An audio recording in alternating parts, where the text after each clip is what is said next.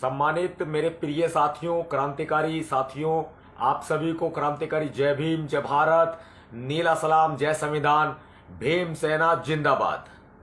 साथियों, बहुत ही दुखद घटनाएं इस देश में हो रही हैं और इन घटनाओं को देख देख करके, सुन सुन के हमारा कलेजा जो है वो बाहर आ जाता है। अब क्या बताएं आपको, ये जातिवाद का दर्द कैसे बताएं आपको, ये जातिवाद का दर्द कैसे बताएं आपको।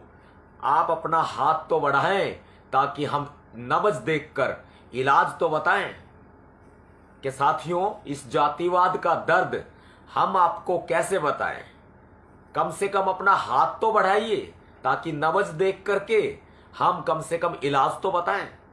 हाथ तो आपको ही बढ़ाना पड़ेगा ना।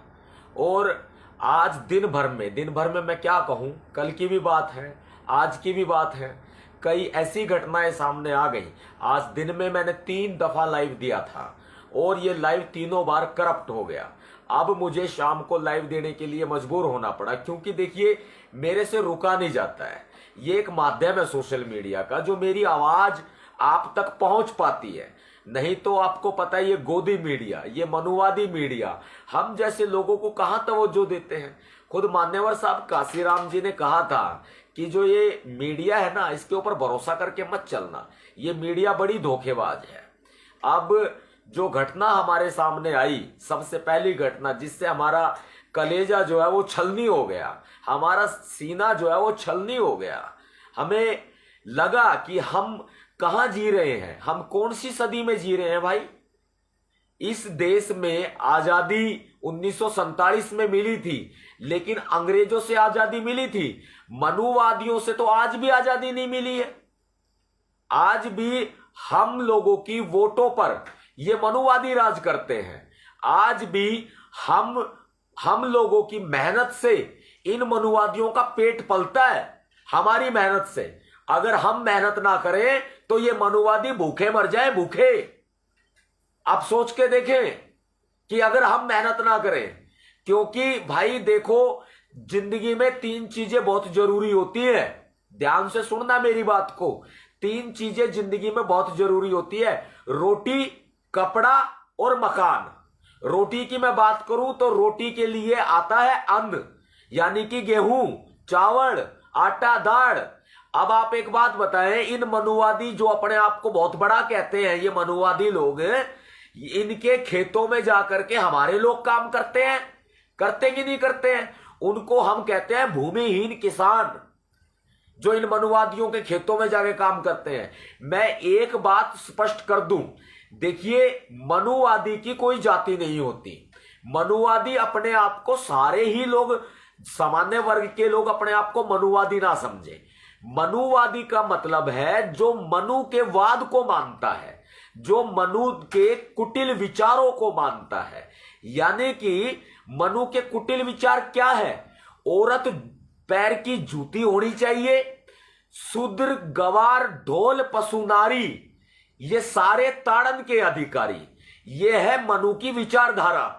जो दलितों से नफरत करते हैं उन्हें शूद्र बताते हैं, जो महिलाओं को पैर की जूती बना के रखना चाहते हैं उन लोगों को कहते हैं मनुवादी।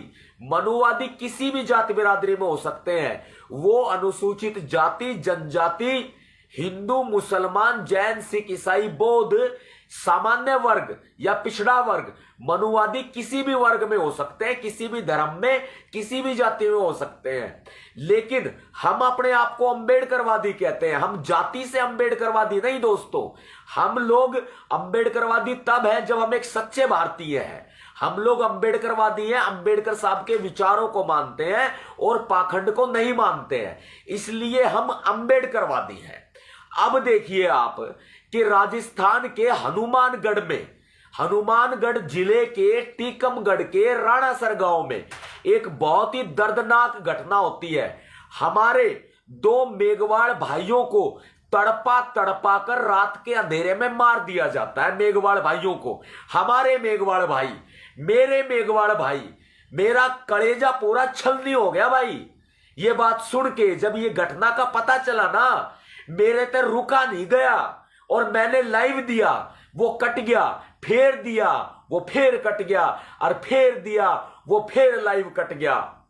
अब मैंने आपके सामने फिर चौथी बार लाइव दिया है। जब ये लाइव आपके तक पहुंच पा रहा है मेरे भाइयों, मेरी बहनों, यहां मैं नुए नहीं चिल्ला रहा, मैं नुए नहीं गला फाड़ रहा, मैंने कोई पब्लिसिटी की जरूरत नहीं है, क्योंकि आपका भाई नवाब सतपाल तंवर तो कई साल पहले ही पब्लिश हो चुका है, फेमस हो चुका है। मैं फेमस पे नहीं जाता, मैं पब्लिसिटी पे नहीं जाता, क्योंकि आप मेरी ताकत है, आप मेरी ताकत है, आपका प्यार मेरे साथ है ना मेरे भाइयों। आई लव यू यार, मेरी बहनों आई लव यू, मेरे भाइयों आई लव यू, मेरी माताओं आई लव यू, मेरे पिता तुल्य बुजुर्गों आई लव यू, मेरे दोस्तों आई लव यू।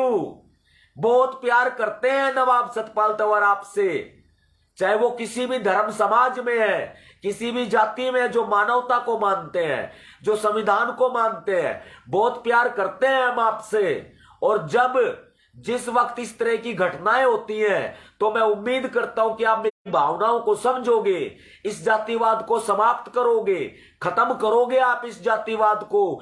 आप हाथ बढ़ाओ ना, मैंने शुरू में ही आपको बोला कि ये जातिवाद का दर्द मैं खत्म कैसे करूं, इस जातिवाद के दर्द का मैं इलाज कैसे करूं। इलाज तो मैं तभी कर पाऊंगा ना जब आप अपने हाथ आगे बढ़ाएंगे, मैं आपकी नब्ज देखूंगा और नब्ज देख के मैं उसका इलाज करूंगा, तभी तो कर पाऊंगा ना। उम्मीद है आपको, मुझे किसी चीज की जरूरत नहीं है, मेरे पास में बाबा साहब अंबेडकर जी की अनुकंपा से, मेरे माता पिता के आशीर्वाद से मेरे पास सब कुछ है, आप लोगों का प्यार मेरे पास है तो सब कुछ है। यहां हनुमानगढ़ में, राजस्थान के हनुमानगढ़ में हमारे 2 मेघवाड़ भाई, मेरे 2 मेघवाड़ भाइयों को जानता मार दिया, उनको जान से मार दिया, गाड़ी से कुचल के मार दिया, पैर तले कुचला गया उनको। आप बताओ भाई, क्यों कर जीवेंगे? यो 21वीं सदी है के, जब भारत देश आजाद हुआ 1947 में, लेकिन जातिवाद से आजादी नहीं मिली, मनुवाद से आजादी नहीं मिली जब भारत देश आजाद हुआ। आज 21वीं सदी में हम जी रहे हैं, और जाति के कारण, जाति की वजह से रोजाना शोषण होता है, रोजाना अत्याचार होते हैं। हनुमानगढ़ में बहुत भयावह घटना हुई है, इस तरह कुचल दिया, शरीर तक दोनों हाथ अलग हो गए, शरीर तक दोनों पैर अलग हो गए, इतने बुरे तरीके से मारा भाई। अमानवीयता की हद होगी, हद। बताओ के करा, चुक्कर करा भाई, इलाज तक करना पड़ेगा ना। ये जातिवादी कीड़े तो मारने पड़ेंगे ना, जातिवादी कीड़े पूरे भारत ने खोखला कर देंगे, खोखला। ये हनुमान की घटना से मैं बहुत आहत हूं। देखो, बार बार लोग मुझे कहते हैं सतपाल भाई जी कलम की ताकत, मुझे कलम देना, एक बार उसके अंदर रखिए, मेरी कलम देना, पार करके मेरी कलम देना। देखो, बाबा साहब अंबेडकर जी, मान्यवर साहब काशीराम जी ने हमें कलम की ताकत बताई थी। अब आपको मैं एक बात बताऊं, आपको मान्यवर साहब काशीराम जी ने कहा, बाबा साहब अंबेडकर जी ने कहा कलम की ताकत, लेकिन मैं कहता हूं कलम के साथ साथ आप तलवार की ताकत भी रखो भाई, लठ का जोर भी रखो भाई। जब घर में कोई बढ़ेगा, जब अपराध होंगे, तो अपना बचाव करोगे या फिर पैन दिखाओगे? आप बताओ। ये कलम की ताकत बाबा साहब अंबेडकर जी ने हमें दी है, मान्यवर साहब काशीराम जी ने हमें कलम की ताकत दी है। लेकिन अगर लातों के भूत बातों से मान जाते तो पुलिस के हाथ में हथियार थोड़ी ना होते। अगर लातों के भूत बातों से मान जाते पाकिस्तान जैसे, चाइना जैसे, तो भारत की सेना के हाथ में हथियार थोड़ी ना होते। अगर लातों के भूत बातों से मान जाते तो। मान्यवर साहब काशीराम जी की बात पर जाऊंगा। मान्यवर साहब काशीराम जी ने कहा था कलम के साथ, यानी कि बैलेट, बैलेट का मतलब है जिस पर हम वोट डालते हैं। अब तो बैलेट नहीं हो गई है, अब तो ईवीएम ला दिए इन्होंने, ईवीएम का राज चल रहा है। लेकिन मान्यवर साहब काशीराम जी ने कहा था बैलेट के साथ साथ बुलेट की भी तैयारी करो, बैलेट के साथ साथ बुलेट की भी तैयारी रखो, क्या पता कब जरूरत पड़ जाए। फिर भारत का संविधान हमें शस्त्र अधिनियम का अधिकार देता है, शस्त्र अधिनियम में हमें हथियार रखने का लाइसेंस मिलता है, शस्त्र अधिनियम के तहत हम लाइसेंस रख सकते हैं, कानून हमें आज्ञा देता है। बाबा साहब अंबेडकर जी लिख करके गए हैं कि आप हथियार रखो अपनी सुरक्षा के लिए, अपने परिवार की सुरक्षा के लिए, तो उस अधिकार का इस्तेमाल करो ना भाई, आप करो। कलम के साथ साथ मान्यवर साहब काशीराम जी ने कहा है कि बुलेट की भी तैयारी रखो पूरी, बहुत जरूरी है। अब मैं ये हनुमानगढ़ की घटना की बात कर रहा हूं। पूरा का पूरा राजस्थान दलितों का कब्रिस्तान बनता जा रहा है। पूरा राजस्थान अशोक गहलोत जी के शासन में, अशोक गहलोत जी की सरकार में पूरा राजस्थान दलितों का कब्रिस्तान बनता जा रहा है। आखिर कब रुकेगा ये सब? नीली क्रांति होगी, नीली महाक्रांति होगी, कोई नहीं रोक सकता, अब होकर के रहेगी। और इस नीली महाक्रांति का हिस्सा आप सारे साथी बनेंगे। अगली जो घटना हुई गाजियाबाद के अंदर, मैं गाजियाबाद का नाम तो बाद में लूं, पहले यूपी का नाम ले दूं। यूपी में ढाबा है, लेकिन उसके कपड़ों को, उसके पहनावे को देख करके लगता है वो भिखारी है। उसके कपड़ों को देख करके लगता है वो मंगता है। यूपी में ढाबा है, उसके कपड़ों को देख के लगता है कि वो मंगता है। अब आपको मैं इसके बाद अगली घटना बताता हूं क्या हुई है। गाजियाबाद में एक स्कूल प्रिंसिपल, छोटी छोटी बच्ची, 8-8, 10-10 साल की बच्ची, उनको मेडिकल चेकअप के लिए अपने कार्यालय में बुलाता था और उनके शरीर के साथ में खिलवाड़ करता था, अश्लील हरकतें करता था, बलात्कार किए इसने। अब उन छात्राओं ने दुखी होकर के पुलिस में कंप्लेंट करी, तो ये यूपी की पुलिस पता क्या बोली? ये यूपी की पुलिस, हम कार्रवाई नहीं करेंगे, आप कोर्ट चले जाओ। अरे थम निठल्ले बैठे ठुल्ले, तनख्वाह ले रहे हो। यूपी वालों को कह रहा हूं भाई, सारे अपने ऊपर मत ले जाइयो।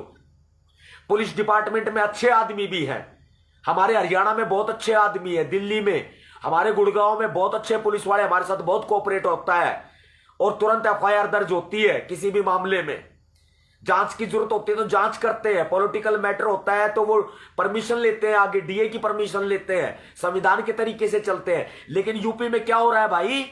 हाँ, तुम फालतू की निठल्ले तनख्वाह ले रहे हो और कहते हो कोर्ट चले जाओ। आखिर में परेशान होकर के उन छात्राओं ने, वो मासूम गुड़िया, किसी की बहन है, किसी की बेटी है, वो मासूम गुड़िया जो एक उम्मीद के साथ में स्कूल में जाती है, शिक्षा के मंदिर में जाती है, शिक्षा लेने के लिए जाती है, वहां पर प्रिंसिपल उनके साथ में गंदी हरकतें करता है।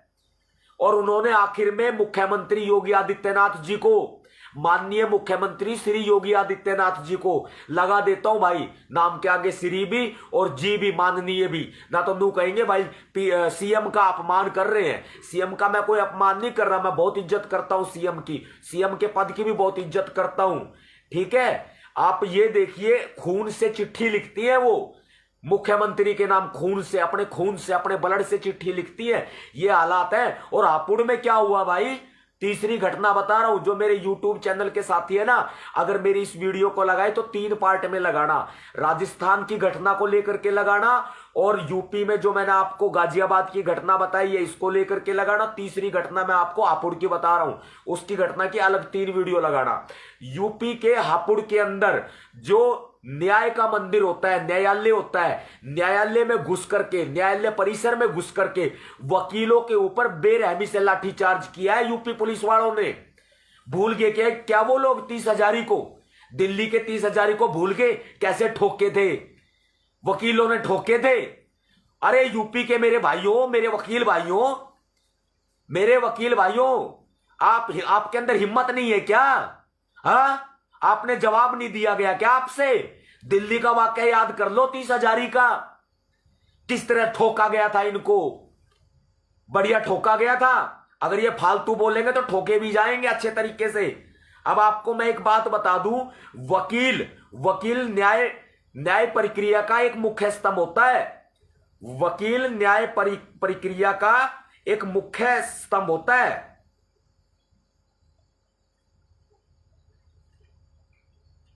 लेकिन यहां न्याय प्रक्रिया बिल्कुल ही क्षीण होती जा रही है पूरे के पूरे उत्तर प्रदेश के अंदर।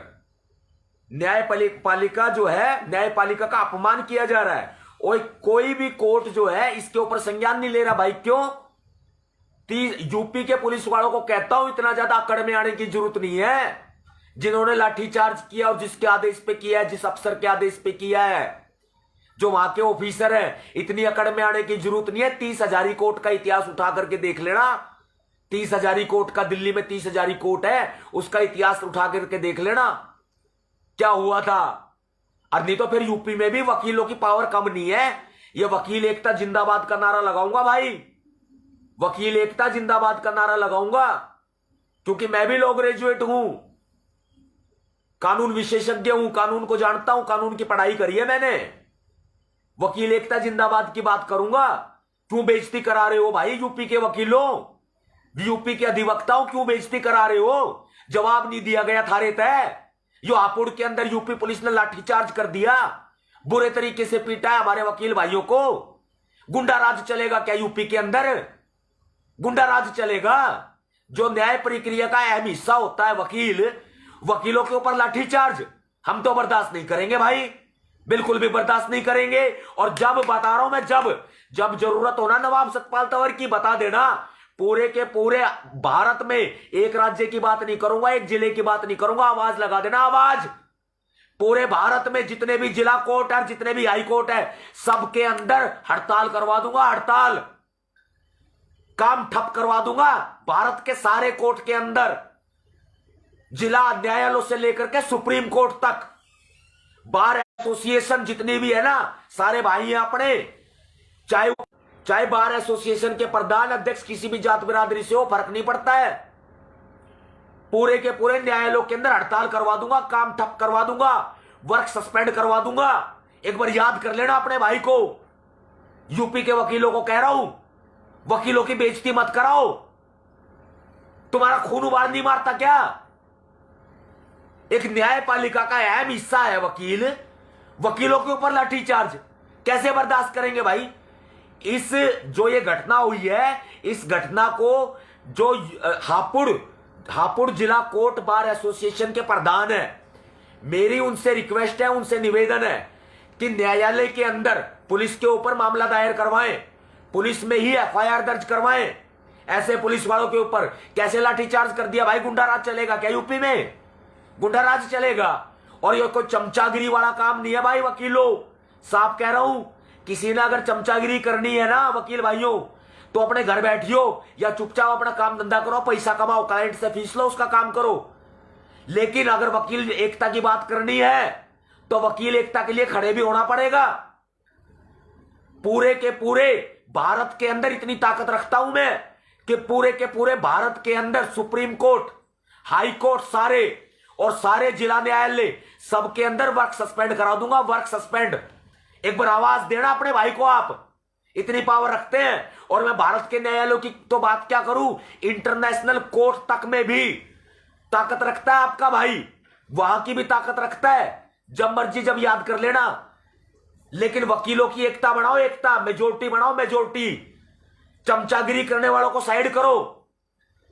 यह वकील एकता की बात है, वकीलों के स्वाभिमान पर आंच चाहिए। आज वकीलों के आत्मसम्मान पर आंच चाहिए। कैसे बर्दाश्त करें भाई, कैसे बर्दाश्त करें। मेरे तो दर्द हुआ भाई, क्योंकि मैंने भी कानून की पढ़ाई करी है, मैं भी एक कानून विशेषज्ञ हूं, पूरे संविधान की पढ़ाई करी है, पूरे कानून की पढ़ाई करी है, सिविल लॉ, क्रिमिनल लॉ सारा पढ़ा है हमने, मैट्रिमोनियल फैमिली लॉ सारा पढ़ा है हमने, कॉर्पोरेट लॉ, टैक्सेशन लॉ सारा पढ़ा है हमने, इंटरनेशनल लॉ सारा पढ़ा है हमने, पॉलिटिकल साइंस, पब्लिक एडमिनिस्ट्रेशन सारा पढ़ा है हमने।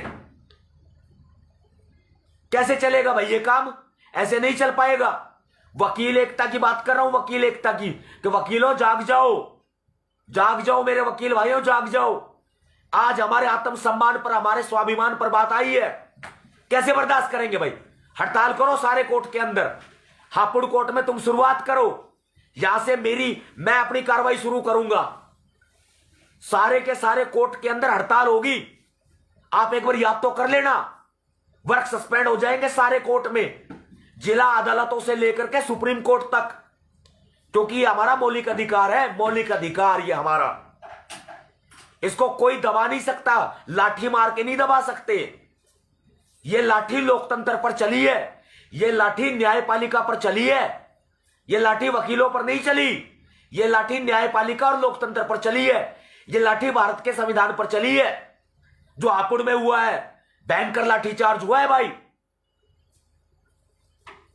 अगली मुलाकात होगी साथियों जल्दी। इस आवाज को सभी तक पहुंचाओ भाई, शेयर करके घुमा दो पूरे के पूरे भारत में, पूरे भारत में घुमा दो। शेयर टू ग्रुप करो वीडियो को, अगली मुलाकात जल्दी करूंगा और मैदान में आपके भाई आने वाले हैं बहुत जल्दी। पूरे देश में नजर आएंगे, पूरे देश में आपके भाई नजर आएंगे अपने समाज को जागरूक करने के लिए बहुत जल्दी। साथियों, क्रांतिकारी जय भीम, जय भारत, नीला सलाम, जय संविधान, भीम सेना जिंदाबाद, वकील एकता जिंदाबाद।